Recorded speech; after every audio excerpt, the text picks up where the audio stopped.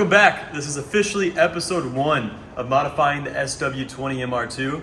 We're gonna start taking the engine out, but first we gotta do a couple things. Take the hood off, technically the trunk lid or whatever, and the trunk lid itself. Jack it up, get everything situated, start unplugging everything, get the suspension undone, unbolt the subframe, and start pulling it out. So we're gonna do time lapse, take us behind the camera, of removing all these parts and getting it situated for this weekend to actually start putting everything on the engine. Check it out.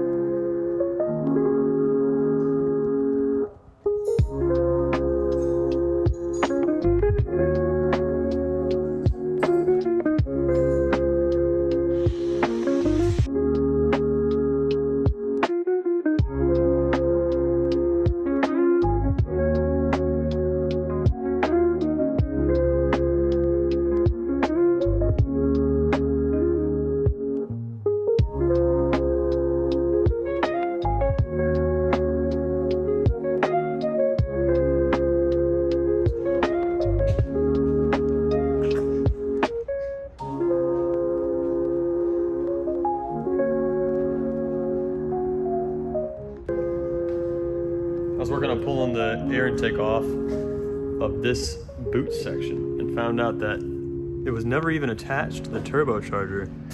It was sitting below it and it got, I guess, melted and mangled up. You can see the rest of it that was attached a long time ago. That means that his turbocharger had been taking in air that wasn't filtered for a while. And it's a good thing we have a new turbo.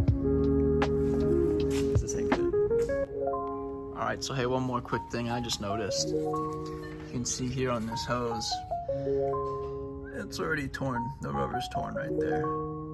It's not good. I'm sure it's fine, or was fine, but that's not something you like to see. Good thing it's getting replaced. So this bolt right here on the engine mount that holds up the air intake, that's all stripped out and broken. It's a good thing that we're putting the water to air heat exchanger right there with a different wrap.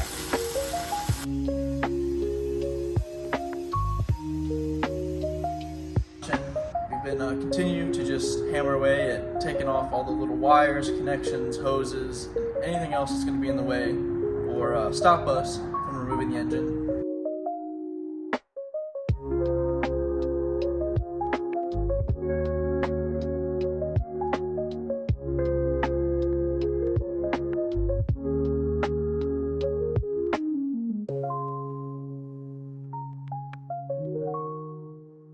I'm gonna give you a quick walk around of where we're at with the Turbo MR2.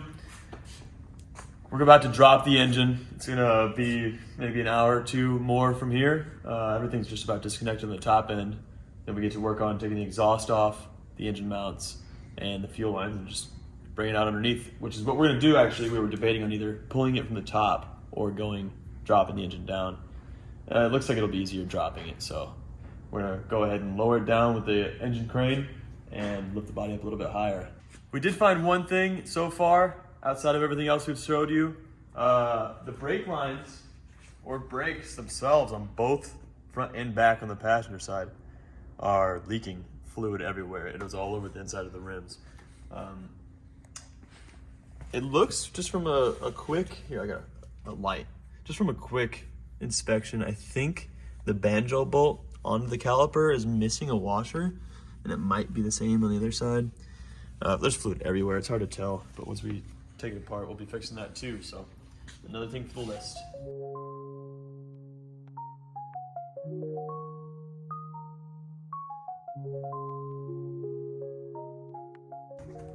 All right, so we got his exhaust out here, and what we did find was that in this flex joint, there's actually a hole. Would the camera see that angle? If you shine the light through it? Yeah, here. So if you shine this light through, you can see the light passing through. You move the light a little bit. Yeah. So that's how you know there's a hole and a leak there. You know, if light's getting through it. Yeah. Well, yeah, so there's a hole there, and I guess he did not have a new one of these pieces, so we're gonna have to let him know about that and see what he wants to do. Yeah, I mean, considering the exhaust, how it is, that's not much of a, like, it's definitely louder coming out. You won't even notice that. But, you know, that's deteriorating. It's getting old. It could break. Yeah, I mean, I guess you and can kind of fall see apart. some of the carbon that's built up around this exit site. Yeah, the only concern of it is, you know, eventually breaking off and his exhaust hanging. Otherwise, it's not that big of an issue. I guess it is shooting heat right at the oil pan, though, so that also is kind of Probably a... not good. Yeah. But you also found something underneath the car. Yeah, let me show you. Okay. Hey, first, he bought a CV axle rebuild kit because I guess he had axle play. But in the process of taking out exhaust, I found that the driver's side axle, it has a support bearing in the middle because it's the longer of the two axles, and that bearing is actually bad. As far as I know, the CV axle itself isn't bad, but the bearing is definitely bad. So that kit might not be necessary. I can show you under here. Here's the axle, and that's the support bearing right there. And you can see, here, I'll go from this side. When I shake it, the whole thing moves, and you can see that bearing in there actually dislocating from its outer race.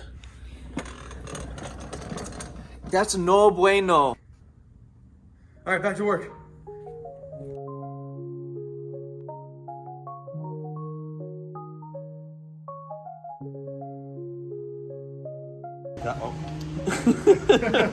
Sorry, guys. We're just taking this engine out. He pulls it.